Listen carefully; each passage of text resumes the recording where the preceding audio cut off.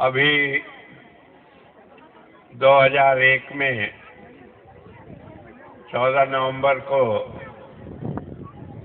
मैंने अपना सब चार्ज भैया जी को देकर उन्हें अपना उत्तराधिकारी बनाया।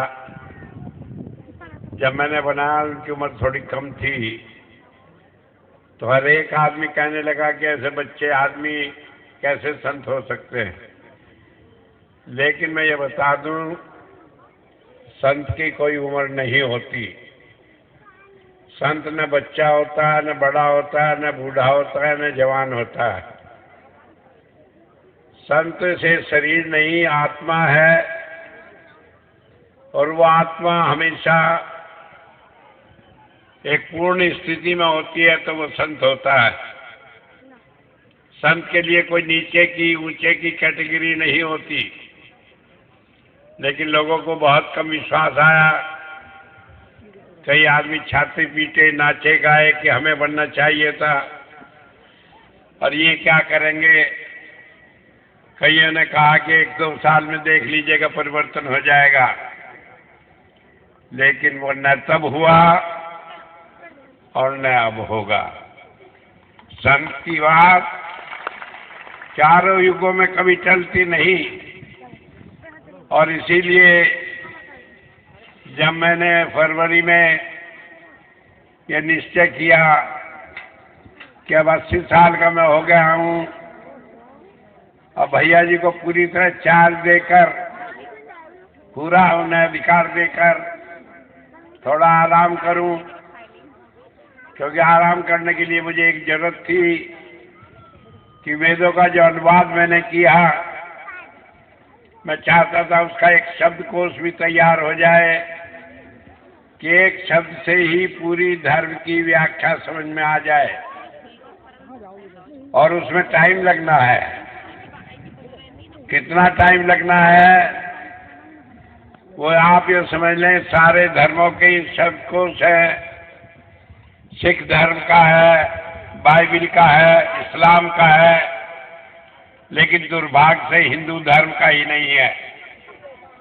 कारण यह है, हिंदू धर्म में महात्मा तो बहुत है, लेकिन अपने भोजन के बनाने वाले, अपनी तंदुरुस्ती बनाने वाले, और मैं क्या कहूं, दुर्भाग्य से मैं भी उन्हीं में से एक हूं। तो इसलिए उन्होंने कभी धर्म की परवाह ही नहीं की, इसलिए हम वो शब्दकोश नहीं बना पाए। लेकिन अब मैं बनाने की तैयारी कर रहा था, तभी एक बात, एक कठिनाई, एक दिक्कत हमारे सामने आ गई। क्योंकि हुजूर संत कृपाल सिंह जी महाराज कहा करते थे कि जहां संत होता है, बड़े ध्यान से आप मेरी बात सुन लें, अंदर अपने दिमाग में रख लें कि जहां संत होता है उसके चारों तरफ 11 काल के अवतार खड़े हो जाते हैं, और वो संत को चारों तरफ से इतना घेरे रखते हैं कि जरा सा कोई मनमुख आदमी कहीं भी अपनी कच्चाई दिखाई दे तो उसे पकड़ लेते हैं और उसे दुनिया में बहुत धक्के खिलाते हैं। क्योंकि संत की अजीब महिमा होती है। मैंने कई बार सुनाई कहानी, आपने सुनी, खबर नहीं आप हंसी में टाल गए या सच में मान लिए कि एक बुढ़िया थी, गई संत के पास, कहने लगी मेरे बहू के बच्चे नहीं। तो महात्मा जी ने लिया एक कागज और उस पर कुछ लिख कर दे दिया कि जा इसे अपनी बहू के गले में बांध देना। उसने बांध दिया। उसके बाद हर साल बच्चे होते चले गए। 5-6 साल में 6 साल के मॉडल तैयार हो गए। अब जब इतने बच्चे हो गए तो सोचने लगी गुरुजी ने न जाने क्या दे दिया। वो खोला तवीज, उसमें कागज निकला, उसे पढ़ा तो उस पर लिखा था छिंद परक की फुल्लिया। पंजाबी का शब्द है। छिंद एक घास होती है, कहने लगे इसमें फुल्लियां लग गई। जब कहने लगी वाह भाई वाह, मेरी बहू को घास बता दिया, ये फुल्लिया बता दी। ये कोई मंत्र है? न वेद से, न पुराण से, न कुरान से। ये क्या मंत्र लिख दिया? वो पर्चा ले गई, जा गुरु जी कहने के लिए था हम अपना मंत्र। ये कोई मंत्र है? छिंद पर रखी फुल्लिया। जब ये बात कही तो गुरु जी कहने लगे फुल्लिया फुल्लिया, ना फुल्लिया तो ना फुल्लिया, सही। अगर ये नहीं फुल्ली तो जा, नहीं फुल्ली और झगड़ा क्या, मुझे कोई लेना देना नहीं। अब वो घर आई तो देखे सारे बच्चे ही मरे पड़े हैं। कहने लगे तो बिगड़ गया काम, ये तो सारी ना फुल्लिया हो गई। जब वो हुई तो उसकी समझ में आई, रोती गाती फिर पहुंची, फिर हाथ पैर जोड़े तो उन्होंने कह दिया अच्छा जी ठीक हो जाएगा। मैं आपको जब बात कहता हूं तो उसे गहराई में एक बात है। संत जो बात कहता है मालूम पड़ता है कि खबर नहीं सुनी कि नहीं सुनी, लेकिन वो हमारे मुंह से बात निकलने से पहले ही सुन लेता है।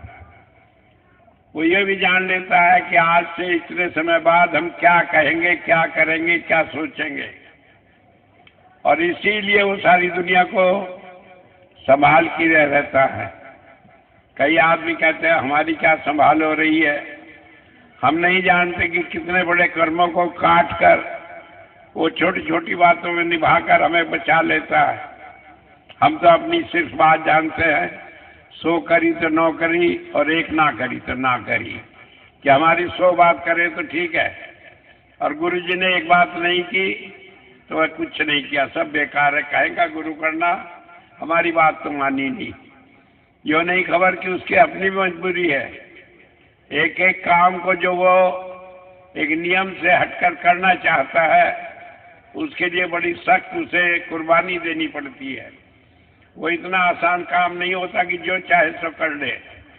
कई दफा हमने देखा, सुना, और इतिहास इस बात का गवाह है कि जब संतों ने कोई बात ऐसी कर दी तो उन्हें सारा कष्ट अपने शरीर पर लेना पड़ा, अपनी जान तक इस बात के लिए कुर्बान करनी पड़ी। तो इसलिए हम उसे नहीं समझ सकते कि किस नियम में, किस दया में से वो सारे काम करता है। हम तो एक आसान सी बात समझते हैं। मैं सिर्फ आपको इसलिए कह रहा हूं कि आप ये समझ लें कि जब संत ने कोई बात कह दी, हम उस पर विश्वास करते हैं तो हम अपना काम बना लेते हैं। हम उस पर विश्वास नहीं करते तो हम अपना काम बिगाड़ लेते हैं। संत का हम कुछ नहीं बिगाड़ते, ना हम उसे कुछ देते न लेते, वो तो हम अपना काम बनाते बिगाड़ते हैं। मैंने जब शुरू में काम लिया, हुजूर ने मुझे कहा कि ये करना ही पड़ेगा, तो मैं आदमी ठहरा हिसाब किताबी। मैंने कहा कि मेरी शर्त है, मानो तो मैं करूंगा। जैसे बच्चा होता है अपने माँ बाप पे जोर होता है, तो एक बात उसमें मैंने रखी थी कि जो मेरे साथ जुड़ा रहेगा उसे मोक्ष मिलेगा। इस बात की परवाह नहीं कि उसने क्या किया क्या नहीं किया। हुजूर ने कहा ये ठीक है, और इस बात को मैं अनेक बार दोहराता आया हूँ।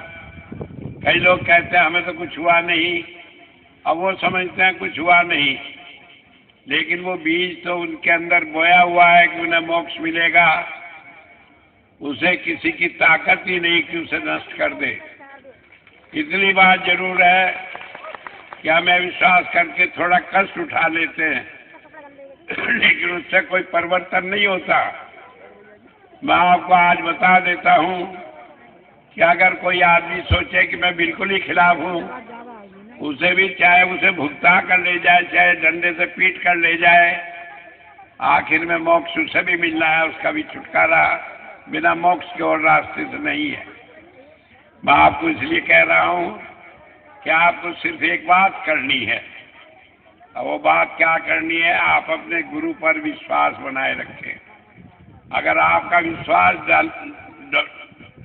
डोल गया, ढिलमुल हो गया, तो उसका नतीजा निकलेगा कि आपको थोड़ा कष्ट होगा, लेकिन उससे आखिरी नतीजा नहीं बदलने वाला है। वो तो वही रहेगा जो पहले था, वो अब है। तो इसलिए आप बीच में कष्ट न हो और आप आराम से रहे, तो उसके लिए दृढ़ विश्वास रखें। मैं बता रहा था, जब हुजूर का जन्मदिन मनाया जा रहा था तो मैंने भी उसमें अपना 80वें जन्म दिवस का प्रोग्राम बना दिया। और जब हम वो काम पूरा कर लिए तो मैंने 1 मिनट सांस ली, आराम की कि अब भैया काम करते रहेंगे, ये काम चलता रहेगा। लेकिन जहां मैंने काम मुंह से कहा भी नहीं, तभी काल को भी इस बात की चेतना आ गई। कहने लगे कि अब तो दूसरे गुरुजी आ गए, अब तो इन्होंने रिटायरमेंट ले लिया, सोच लिया। तो उसने अपना काम शुरू कर दिया। क्या कर दिया, क्या नहीं कर दिया, मैं बहुत नहीं बताऊंगा। मुझे तो पहले से मालूम थी, आज भी मालूम है, आगे भी मालूम है क्या होना है। लेकिन मैं सिर्फ ये बता दूं कि जो कुछ भी होगा आप जानेंगे कि सारी दुनिया देखती रह जाएगी।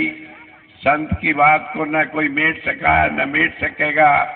भैया जी सारी दुनिया में वो रोशनी देंगे कि लोग उनसे उनके गुरु को याद करेंगे। और इसीलिए उनकी आज उनकी इच्छा पर मैं ये संत कृपाल विवेकानंद नगर में बनाकर एक ये बात पूरी करना चाहता हूँ कि एक ऐसा स्थान हो गया जो यहाँ कोई आएगा उसे मोक्ष मिलेगी, उसे नाम मिलने पर कोई दुनिया में उसे रोक नहीं सकता। ये मैं आगे उनके लिए भी वायदा करता हूँ। अपने लिए तो मैंने जो किया वो साबित किया, वो जिम्मेदार हूँ। लेकिन नहीं भी जिम्मेदार हूँ आज, उसके बाद 10, 20, 50 साल बाद तो आप देखेंगे कि इस धरती पर आकर लोग देखेंगे कि उन्हें आने मात्र से वो लाभ मिला है जो दुनिया में भजन करने से भी नहीं मिलता। भजन कोई ऐसी चीज नहीं है कि आप घंटों बैठे जब हो तभी होगा। भजन तो एक दया मेहर की दृष्टि है। जब पड़ जाए, जब संत की दया हो जाए, सारा भजन जब भी पूर्ण हो जाता है। तो इसलिए जो लोग ये देख रहे हैं कि काल क्या चक्र चलाता है, क्या कहता है, क्या करता है, उसकी परवाह न करें। मैं बहुत बात नहीं खोल सकता क्योंकि काल जो है जो कुछ करता है वो इस चतुराई से करता है कि उसमें धोखा बहुत होता है। तो आप अपने गुरु पर विश्वास रखें और आपका गुरु वो है जिसने आपको नाम दिया है। आपका गुरु वो है जिसने अपने को आपका गुरु बना लिया है। आप तैयार हैं इस बोझ को उठाने के लिए, तो आप विश्वास जमाए रखें, किसी बात में न पड़े। सवाल इस बात का है कि कौन हमारा गुरु है, कौन नहीं है, ये खाली हमारा दृष्टिकोण है। बाकी तो संत सब एक होते हैं। वो एक धारा है जो चली आती है। कभी वो दिव्यानंद के रूप में प्रकट हुई, कभी देवेंद्र मोहन के रूप में प्रकट हुई, कभी किसी और रूप में प्रकट हुई, लोगों को ये सहारा देने के लिए कि मैं तो हरिद्वार में जाकर गंगा स्नान किया, या मैं तो जाकर गढ़ गंगा में स्नान किया, या मैं तो जाकर कानपुर में गंगा में स्नान किया, या मैं जाकर किसी और शहर में गंगा में जाकर डुबकी लगाई। लेकिन गंगा तो एक ही है, गंगा के स्नान का फल तो एक ही है। तो इसलिए आप इस बात के किसी बात की परवाह न करें। एक बात ध्यान रखें, हम काल जो है वो बहुत बड़ी परीक्षा लेता है और उस परीक्षा में आपको सफल रहना है। और सफलता का केवल एक मंत्र है कि आप अपने गुरु पर दृढ़ विश्वास रखें, किसी की बहकाई हुई बात में ना आए। गुरु का नाम ले लेके और बहुत सारे लोग न जाने कितनी बातें कहेंगे, कहें, आप उसकी परवाह न करें। आपको तो केवल एक बात करनी है कि आप आंख मूंद कर अंदर जाएं, 5 बार शब्द का जाप करें, फिर जो सही होगा वो अपने आप चलेगा, आपको सोचने की जरूरत नहीं। और अगर आपने या किसी और ने धोखा किया भी तो उसका नतीजा वो खुद देखेगा। तो मैं इस बात को कहकर आपको एक बात कहना चाहता हूँ और ये है कि आपका विश्वास दृढ़ रहे। महाराज जी कहा करते थे कि सारी दुनिया पिस रही है 2 पाठों के बीच में, लेकिन जो दाना किल्ली के साथ लगा है वो बचा रहता है, वो पिसता नहीं। तो आप किल्ली के साथ लगे रखिए, और इसके साथ ही साथ मैं आज आपको बधाई देता हूँ आपके इस नए शहर की, नए आश्रम की और एक नए गुरु की, जो मैंने आपको 2001 में दिया था और जो हमेशा आपका मार्गदर्शन करता रहेगा। ऑफ कोर्स मैं ये नहीं कहता कि मैं ये काम उसके जिम्मे सौंपता हूँ, जो वो करेगा उस सारे की जिम्मेदारी भी मेरी है और मैं ही उसका जिम्मेदार समझा जाऊंगा और आप मेरे से जवाब ले सकेंगे। इस दावे और उत्साह के साथ मैं आपको कहता हूँ, आप किल्ली से जुड़े रहिए, उसमें कहीं फर्क न आने पाए, बाकी काम मैं अपने आप निपट लूंगा। एक नहीं 1000 काल आ जाए, ऐसे ऐसे कालों को तो मिटा देना मेरा 1 मिनट का काम है। मैं इन बातों से लेकिन मैं चाहता हूं कि आपको तपिश लाए तो आप अपने गुरु के साथ अपना ध्यान जोड़े रखें। इतनी बात कहकर ही मैं आपको बधाई देता हूं कि आज आप नए गुरु की शरण में, अपने गुरु की शरण में हैं और आपको दोहरा सहारा मिल रहा है, इसका लाभ उठाएं। यहाँ पर जैसे कि आपको बताया सत्संग हुआ करेगा और महीने का सत्संग यहाँ पर दूसरे इतवार के बाद बुधवार को जो होगा उसमें होगा और इसके लिए हम इंतजाम रखेंगे कि सत्संग समय पर हो, टाइम पर हो, लंगर बढ़ता रहे और ये सेंटर खूब फूले फले, क्योंकि ये बरेली की धरती और ये पीलीभीत की धरती रूहानियत के लिए इतनी सरसब्ज है कि जब से मैं आया हूँ तब से मैं देखता हूँ कि जहाँ भी सत्संग होता है भीड़ समाये नहीं आती। पीलीभीत में मैं जाता था शुरू में, वो धर्मशाला इतनी कम पड़ गई, अग्रवाल धर्मशाला, कि खड़े होकर भी आदमी सत्संग नहीं सुन पाते थे। तब पहली दफा हमने वहाँ बाहर आश्रम के लिए जगह करी और यहाँ बरेली में हम देख रहे हैं कि हालत है कि 30 सितंबर को जो सत्संग हुआ था उसमें लोग 5:30 बजे तक अंदर नहीं आ पाए, बाहर 1 किलोमीटर लंबी लाइन लगी रही। तो उस सारी बात को सोच कर ही हमें ख्याल आया, अब ये मैंने आपको बहुत बड़ा मैदान रख दिया। मैं नहीं कहता आप 2 या 3 जैसे सरकार कहती है, मैं कहता हूँ आप 1000 आदमी जोड़े और जितने जोड़ेंगे आपकी सेवा मालिक के दरबार में कबूल होगी। इसके साथ ही बहुत धन्यवाद। महाराज की जय, भैया जी महाराज की जय, योगपाल सिंह महाराज की जय। एक बात है, 26 तारीख को बरेली में मणिनाथ में जो आश्रम है वहाँ पर महीने का सत्संग होगा, तो मैं उस दिन रहूँगा। मैं थोड़ा टाइम निकाल कर एक बार आश्रम होकर आऊँगा, फिर वहाँ रहूँगा, उसके बाद विदेश जाऊँगा और यहाँ पर सत्संग होता रहेगा। आप आए और आप आकर जिस उम्मीद से, और जो मुझे मालूम है कि वो पूरी होगी, उसे पूरी कर दिखाएं कि ये इतनी बड़ी जगह है कि हम इसे भी छोटी कर देंगे, इसके अंदर आदमी समा नहीं पाएंगे। और मैं परमात्मा से हमेशा ये चाहता हूँ कि इस मामले में मेरी हमेशा हार हो, मुझे कोई बात नहीं कि संगत मुझे हरा दे कि हम जाते हैं, आपके भी पूरा इंतजाम नहीं कर पाते। बोले स्वामी जी महाराज की जय, भैया जी महाराज की जय, हुजूर कृपाल सिंह महाराज की जय।